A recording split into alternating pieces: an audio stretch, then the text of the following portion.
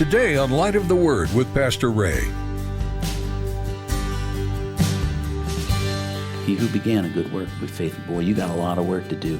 Let it be according to your word. God gives you a word, a promise of something in your life, and it seems like it's never going to come to pass. And you say, but you spoke it. I waited for you. You appeared.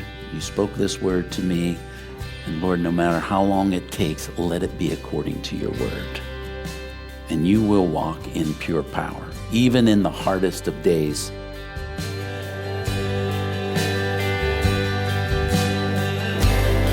Open your heart to us, Lord, so we can know your word. We come before you, Jesus. Speak to our hearts as we discover your love for us. How wide, how deep, how far. Pour into us so we can learn to follow. One surrender at a time. You have made the way for us to know you, a path that's straight and right. By the light of the word. As you take a moment to glance at the happenings in your life, it's natural to find yourself questioning and maybe even second-guessing whether those promises from God will truly unfold in your journey. When tough times roll in, they can really take a toll on your spirit and leave you feeling drained. Today, Pastor Ray is here to inspire you to have faith in the promises of God. Just believe that God will show up for you right when you need Him. Trust me, in the end, everything will work out just as it should. Well, let's join Pastor Ray in the book of Genesis chapter 18 for today's edition of Light of the Word. The Holy Spirit witnessed everything that you've read. And then when the Holy Spirit speaks, He's testifying to you and me. When we read this as the Holy Spirit, I was there. I saw it. Let me tell you the power of it. And when we settle in and we're like, Spirit, testify to what you witnessed, we get 31,102 verses. I think we got way more than Abraham. And so what a joy to run into the hospitality and spend time with the Lord, dine with Him on His Word. It's a beautiful thing. Then I think 2,000 years from this moment that we read, there's going to be 11 hanging around the table. On that Last Supper, there's going to be the multitude before that, but they get to dine with Jesus. And He shares with them what's on His heart of what's to come. And He's going to do that with Sarah here next, and then Abraham as we talk about the intercession for Sodom. So the Lord delights Sarah, even though she's not going to be full of faith to receive it, but that's because He is who He says that He is, a faithful God. The Lord delights Sarah with this promise, verse 9 and 10. Then they said to him, "Where is Sarah, your wife?" So he said, "Here in the tent." And he said, "I will certainly return to you according to the time of life. And behold, Sarah your wife shall have a son." Sarah was listening in the tent door, which was behind him. So Sarah's doing the little ear, maybe she had that glass, I don't know, but it's not going to be hard to hear the conversation of these guests. And really, God's speaking to Abraham, but this will be the first time that she gets to hear this word directly for you. And that was one of the things of the hospitality as we see this. One of the things of the hospitality, people loved hospitality because if you were, isolated in any town, or you were out in the field somewhere and a traveler came by and you invited them in to the hospitality, one of the things, it was a reciprocal blessing. Yeah, you blessed them with food, refreshing, washing of the feet, and these things that we read here, but the reciprocal blessing was these people were where you weren't. And so then they come and they say, "Well, I just came from such and such. Let me tell you what's going on over in Babylon. Hey, I'm a merchant. I go down to Egypt. Let me tell you what's happening." And you start getting messages of things that come from other lands. It's a beautiful fitting, angel's messenger speaking. God will do that. He'll speak. And here the Lord is speaking from a foreign land, far away, heaven. and he's going to reveal this news to this woman. Let me tell you news from afar off, all the way from the throne of heaven. You're going to have this promised son who's going to be blessed and be the blessing of the nations. You'll be the mother of the blessing, as Abraham's the father of the blessing. In verse 11 through 14, now Abraham and Sarah were old. God doesn't mix words. Well advanced in age, and Sarah had passed the age of childbearing. So she's in this hopeless, there's no way this promise can come to pass. Then Sarah laughed within herself. Notice she didn't laugh out loud. Abraham didn't hear it either. But she laughed within herself, saying, verse 12, after I have grown old, shall I have pleasure, my Lord being old also? I mean, he's older than me. Verse 13, and the Lord said to Abraham, why did Sarah laugh, saying, shall I surely bear a child since I am old? Beautiful point there. God knows our thoughts.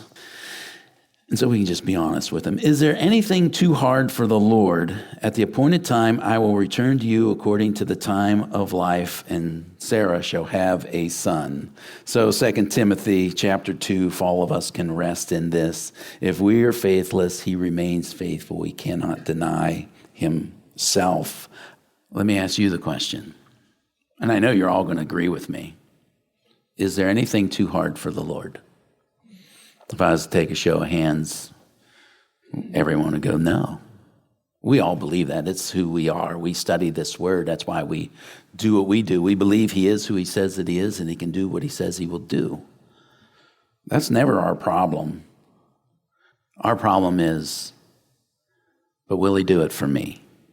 Maybe Sarah feels that I'm excluded for some reason. Maybe it was my lack of faith. Maybe there's something wrong with me personally, that God wanted to do something, but now he can't because of me. And the list can go on. Well, it might be this situation that I'm in with this man and these type of things, and therefore we're nullified from the promise of God.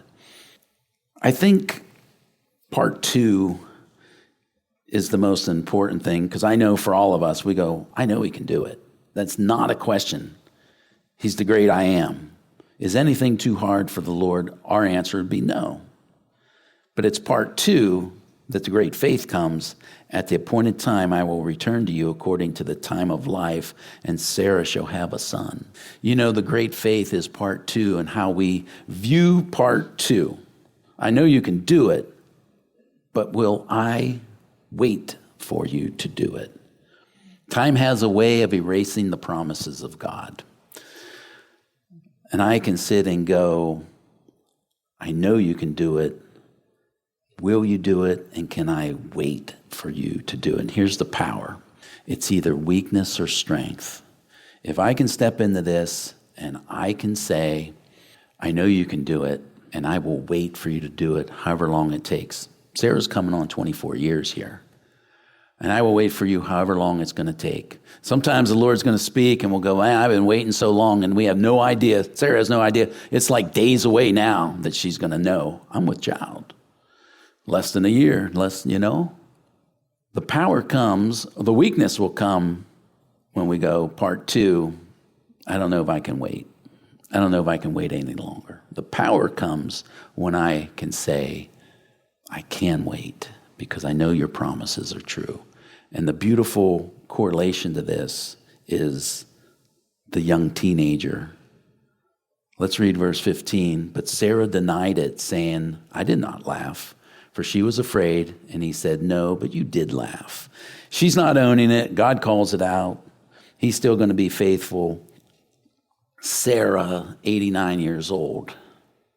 She's seen mighty problems. She's seen mighty miracles. She's seen, God move them from the Ur of Chaldeans. She saw her husband make his bonehead decision down to Egypt and her taken into a harem, and yet God super miraculously rescues her. She saw this great movement. How can one man with 318 trained servants go and overtake 4 kings that defeated 5 kings? And he did, and he rescued Lot and brings them back. I've been watching God's great provision over and over, but I don't know if he can do this.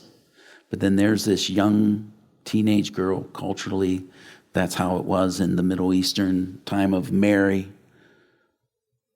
Angel appears, messenger. For with God, nothing will be impossible.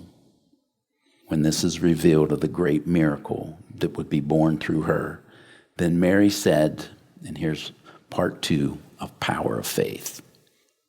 Behold, the maidservant of the Lord, let it be to me according to your word. And the angel departed from her. Power.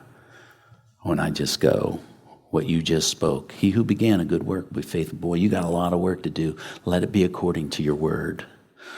God gives you a word, a promise of something in your life, and it seems like it's never going to come to pass. And you say, but you spoke it. I waited for you. You appeared. You spoke this word to me. And Lord, no matter how long it takes, let it be according to your word. And you will walk in pure power, even in the hardest of days. Because this young teenage girl, Mary, it's going to be way much harder to walk this promise than Sarah, and both of them were hard situations to walk. But the power comes when we go, you know what, Lord, I don't know how you're going to do it, but your word said you're going to do it. I read it. You speak. Every promise of God is yes and amen, and I will wait upon you for this word. And it feeds and flows itself right into verse 16, our third part. The Lord declares what is coming because God tells the people that care. He shares his heart. This is amazing. Abraham's known as the friend of God, so God shares his heart with friends. God will tell us we are no longer servants. We are friends of God. Verse 16, so he's going to share his heart with this man, knowing that he's going to do something. Then the men arose from there and looked toward Sodom, and Abraham went with them to send them on the way. And the Lord said, shall I hide from Abraham what I am doing? We're going to read the back and forth of the intercession, 50 down to 10. We know chapter 19's coming and what's going to happen in the destruction of Sodom. And here the Lord appears. He's going to speak. And it makes me ponder, why is this in the same chapter? Chapter breaks, by the way, they came inserted 400 years ago, roughly, by man so that we can have this great thing of let's turn to Genesis chapter 18. And I find the majority of them they're not inspired, but the men who did it did pretty good. And this is a great one because what we're looking at, and chapter break aside, this is the same scene, if you would, of the play. God appears to speak to him about the promise of Sarah. What a joyous promise. But then he's also going to speak to Abraham about a hard saying that's coming, chapter 19. And I think of Abraham. Sarah's not hearing this. She heard her part. Abraham walks out. They're leaving. Now the angels go ahead. It's just Abraham and the Lord. It's as we go through this. And then he's saying, the cry of Sodom, the wickedness has come up before me. I'm going to have to do something about it because it's time. And intercession moves on. And imagine Abraham, he's going to go back into the tent, right? Sarah's going to do what? Wow. I cooked dinner for God. I heard, yes, it was hard, amazing, but that I heard him speak it. We're going to have a kid. At some point, they're going to have this. We're going to have a kid. This is going to be amazing. Everything that he told you, I heard it. And at some point, they're going to have this joyous belief that's coming. And at some point, Abraham's going to say, in the same joyous thread, hey, I got to tell you something hard. This is what God told me. He's not pleased with the ways of Sodom. And I find it interesting in that it's in the same scene of the story that he comes and he speaks to Sarah. I know it's 24 years. I haven't forgotten. I know you think I have, but I haven't.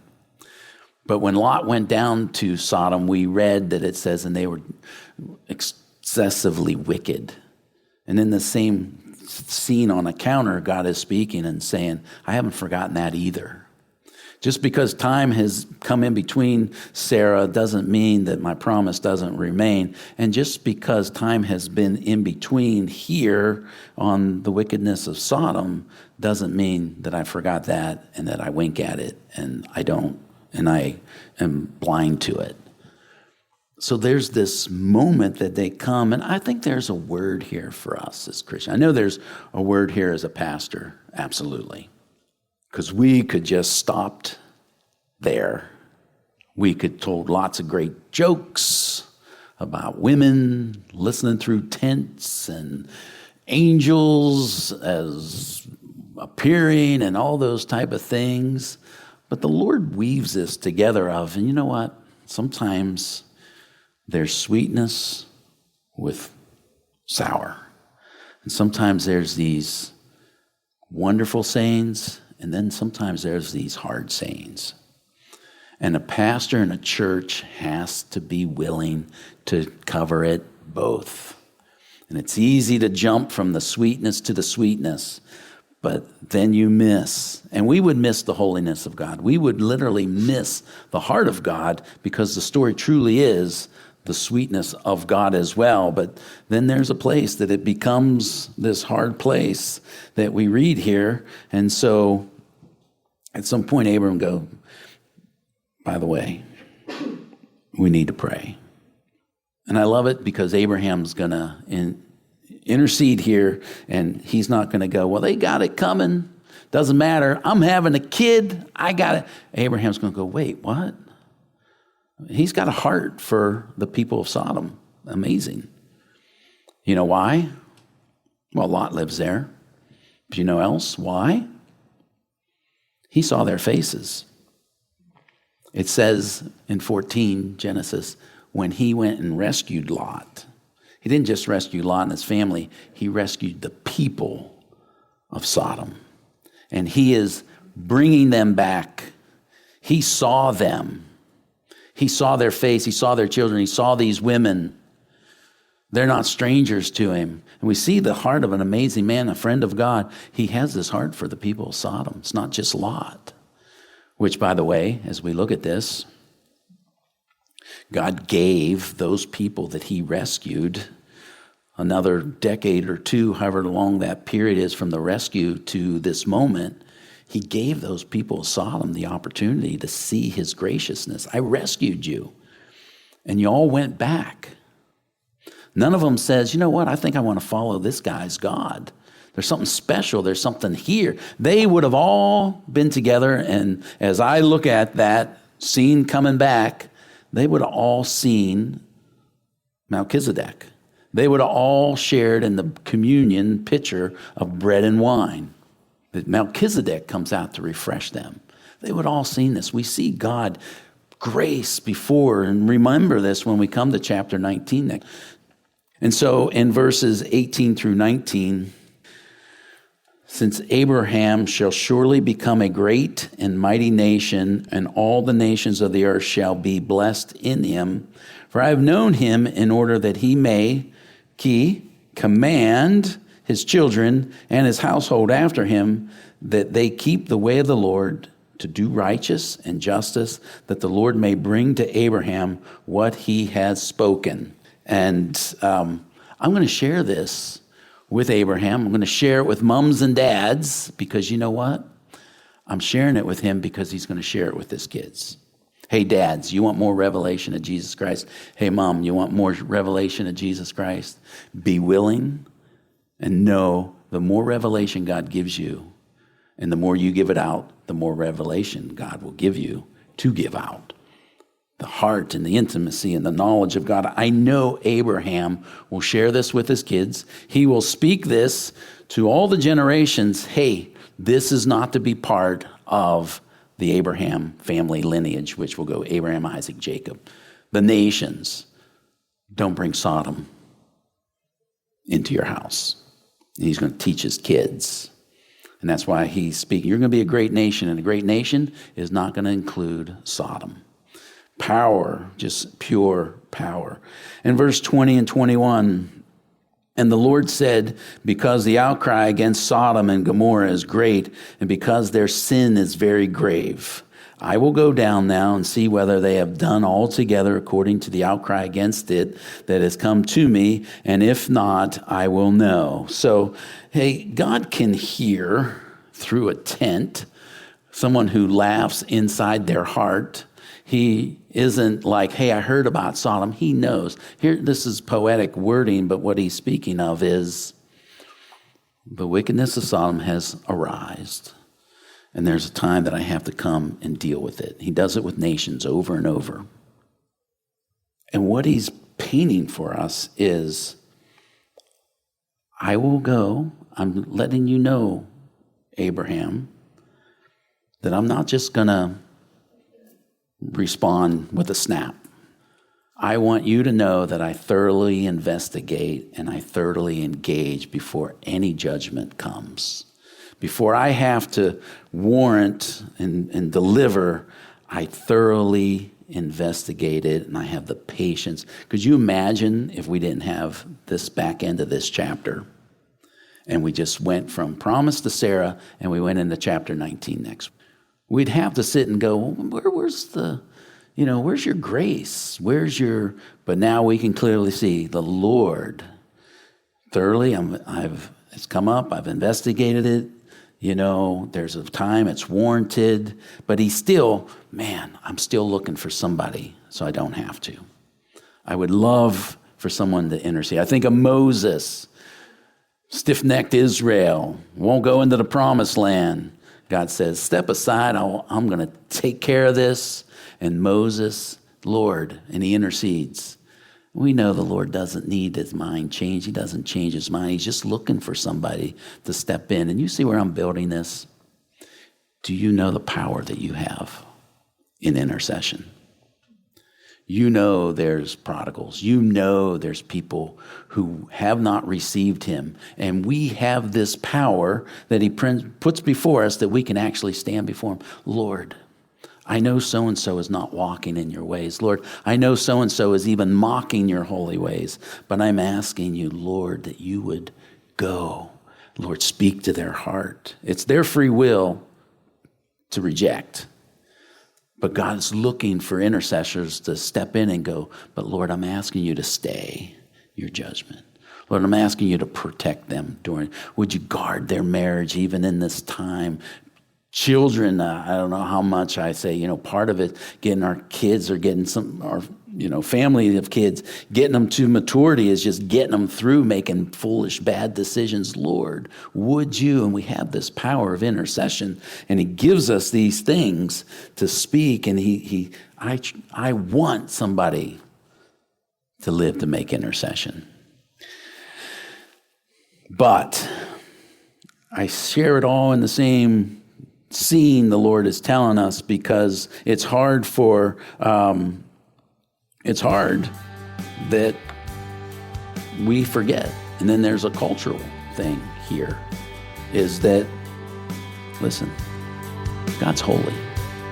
God's holy. You have made the way for us to know you, a path that's straight and bright. By the light of the world. Today's edition of Light Up the Word has been in Genesis. Have you noticed the recurring themes mentioned in this opening book of the Bible? Pastor Ray's walking us through each situation and event, but what about the fact that it often seems like there are two brothers who are at odds? One is looked on favorably by God, and the other doesn't feel like he has God's blessing, so he takes matters into his own hands. This occurs with Cain and Abel, Jacob and Esau, Joseph and his brothers. There's something about the sin nature that seeks to gain acclaim one way or another.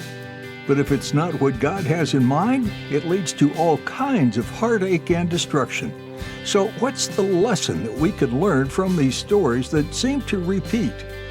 God has his ways and reasons for doing what he does. But we could rest in the fact that perhaps what God's communicating is that it's not the firstborn lineage that matters, but it's that spiritual birth that comes later, through knowing Him, that really matters. That is what God can bless, and He desires to see your heart for Him grow and flourish. If that concept causes you to pause and think for a little bit, that's okay. While you're doing that, head over to lightoftheword.info. There you'll find lots of resources.